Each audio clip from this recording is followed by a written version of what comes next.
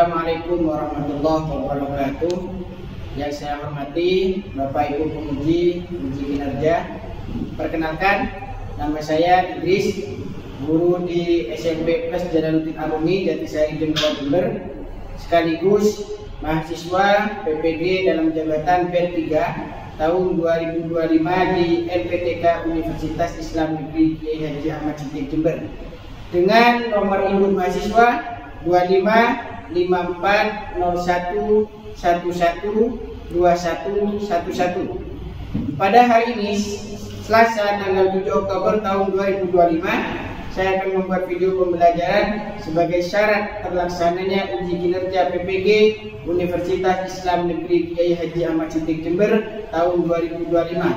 Saya akan mengajar di kelas 7 dengan materi menghadirkan sholat dan zikir dalam kehidupan.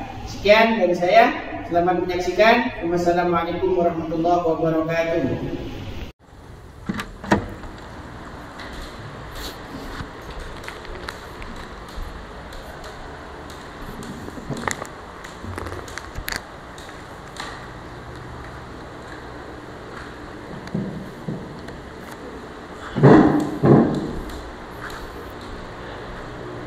Baik semuanya, Assalamualaikum warahmatullahi wabarakatuh. Waalaikumsalam warahmatullahi wabarakatuh. Apa kabar semuanya pagi ini? Alhamdulillah, inna Allah, cinta Rasulullah, cinta Quran, bahagia. Alhamdulillah, semuanya sehat ya? Sehat. Baik, sebelum kita mulai kegiatan kita pada pagi hari ini, kita mulai dengan pembacaan doa terlebih dahulu dengan harapan semoga pembelajaran kita bisa berjalan dengan baik dan lancar dan mendapat ridho dari Allah. Silakan ketua kelas dipimpin doanya. Sebelum kita memulai pelajaran, marilah kita berdoa terlebih dahulu. Berdoa dimulai. Bismillahirrahmanirrahim. Rabbi shrah li sadri Wa yassir li amri wahlul 'uqdatam min lisani yafqahu qawli Rabbi zidna ilma. warzuqna fahma. Amin ya rabbal alamin. Oke, baik, sebelumnya saya tanya terlebih dahulu, apakah semuanya sudah siap untuk belajar hari ini? Siap. Baik, sebelumnya saya absen terlebih dahulu ya. Ya. Afiza Danika Aufar, Hadiro. Aprilia Hadiro. Alfiandini, Hadiro. Amanda Raina, Hadiro. Citra, Hadiro. Faik. Hadiro. Alhamdulillah semuanya hadir ya. Ya. Baik anak-anakku sekalian, sebelum kita masuk ke materi ya, saya minta kalian untuk membaca satu ayat yang berkaitan dengan materi yang akan kita bahas pada pagi hari ini. Oke, sebentar.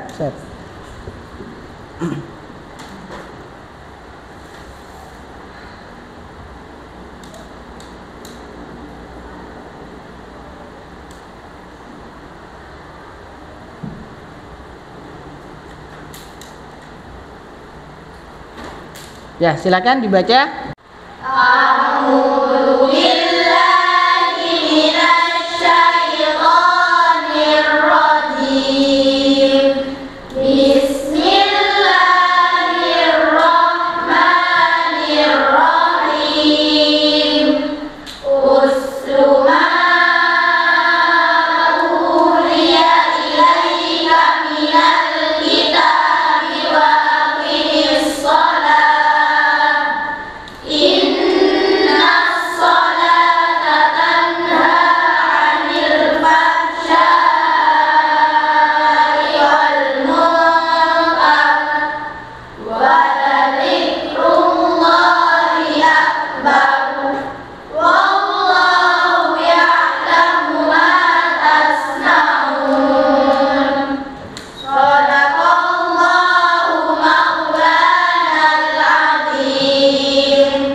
terima kasih. Alhamdulillah anak-anakku semuanya bisa membaca ya Al-Quran dengan baik dan benar ya. Ya. Baik, selanjutnya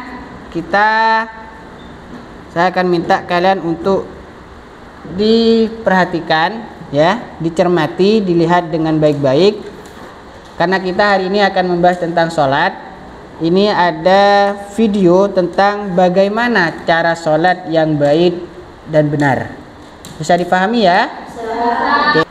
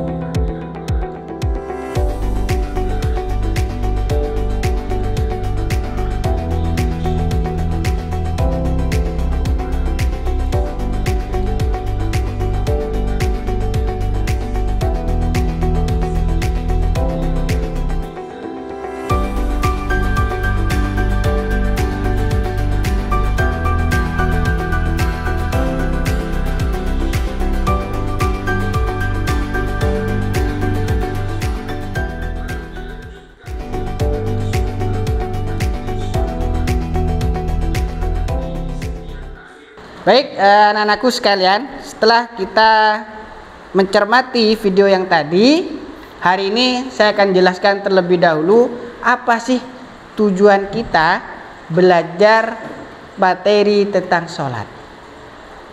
Yang jelas tujuannya adalah saya ingin kita yang ada di sini, khususnya kalian, pengennya apa?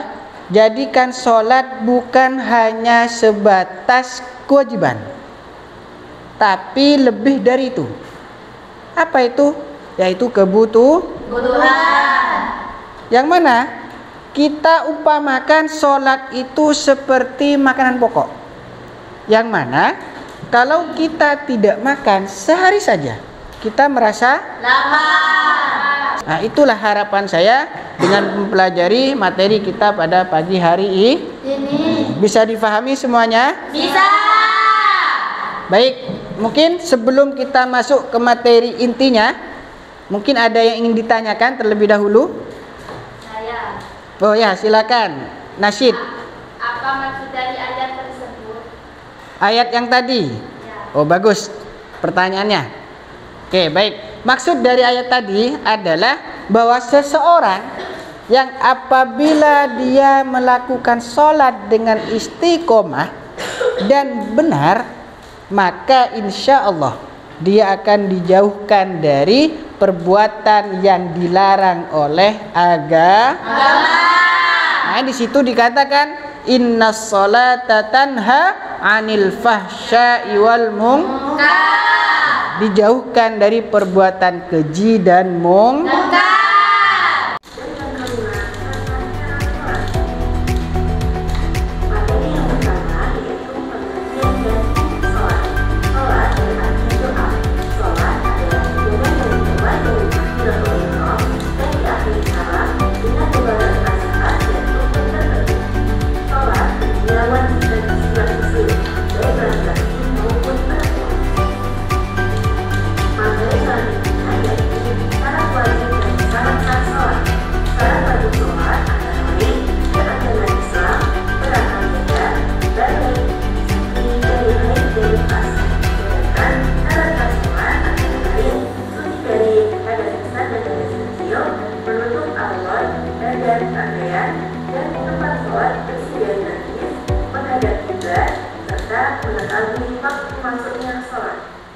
Dah cukup. Baik, hari ini kita akan membahas tentang sholat ya. Ya. Jadi sholat itu secara pengertian ada dua, menurut bahasa dan menurut istilah. Secara bahasa, sholat itu bermakna doa. Ya, kenapa? Karena di dalam sholat itu sendiri terdapat bacaan-bacaan yang mengandung doa.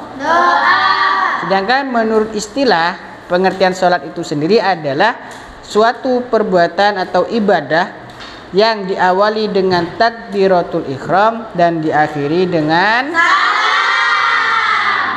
Nah, setelah pengertian tentang sholat, di dalam sholat ada yang namanya syarat dan rukun. Nah, apa itu syarat? Syarat adalah sesuatu yang dilakukan sebelum pekerjaannya. Semisal pekerjaannya sholat. Apa syarat sholat? Ya, syarat sholat di situ ada syarat wajib, ada syarat sah. Untuk contoh syarat wajib, salah satunya adalah orang itu harus beragama Islam. Untuk syarat syahnya, dia harus suci dari hadas. Bisa difahami?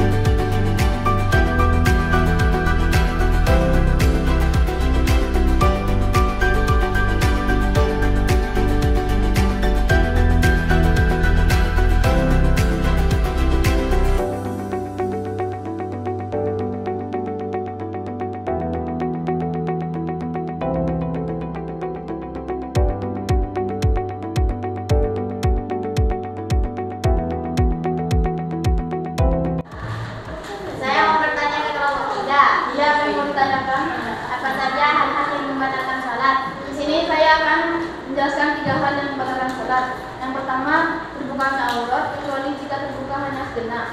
Lalu yang kedua, berbicara dengan sengaja. Lalu yang ketiga, bergerak 3 kali dengan sengaja. Terima kasih atas jawabannya. Ya. Saya ingin bertanya kepada kelompok 1. Ya, kayak apa? Coba sebutkan syarat-syaratnya sholat.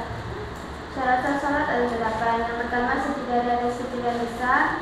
Kedua, badan pakaian dan tempatnya harus suci dari najis yang tidak diampun. 3, mengetahui maksudnya waktu sholat. Yang keempat, menutup aurat. Yang kelima, menghadap kiblat. Yang keenam, salah satu rukunnya sholat tidak dianggap sunnah. Yang ketujuh, mengetahui bahwa sholat adalah fardu. Yang terakhir, meninggalkan hal-hal yang membatalkan sholat.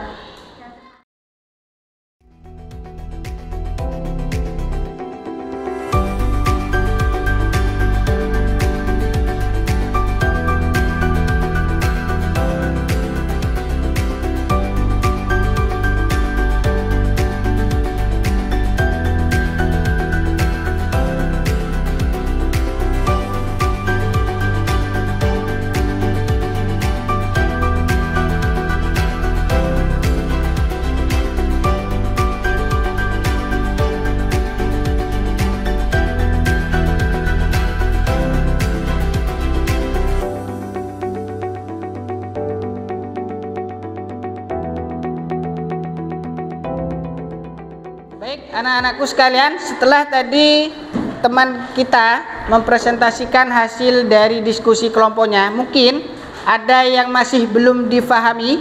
Saya. Ya, silakan. Saya bertanya, saya belum paham tentang sholat bisa menjauhkan diri dari perbuatan keji dan mungkar. Oke, baik, terima kasih. Jadi begini, kenapa sholat itu bisa menjauhkan diri dari perbuatan keji dan mungkar?